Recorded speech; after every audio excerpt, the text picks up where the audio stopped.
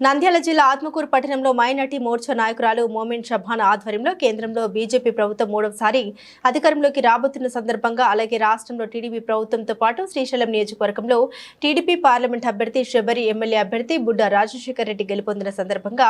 కార్యకర్తలతో కలిసి పార్టీ కార్యాలయం ముందు బాణసంచా కాల్చి మిఠాయిలు పంచి సంబరాలు జరుపుకున్నారు.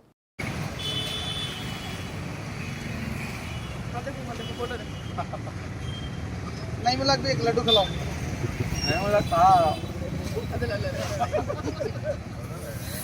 ले रे लड्डू ले लड्डू ले अली तू ले बेटा एक ले शफीक नहीं खा दो अमरुल्लाह मामू खा लो कर दो भाई लड्डू ले तरफ देखो पैरेटी के अभिमानी लड्डू पकड़े हाथ में ऐसा भाई आ भाई रे आ भाई हां बोलो और छोटे रे बच्चे जान दे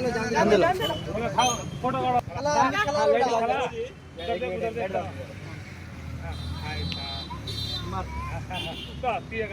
ऐसा नहीं करना अरे बच्चे हो और बेटा आओ जरा है को उतने है को पीछे खड़ो चफी भाई जो अभी दिए तो ना फोटो खा ले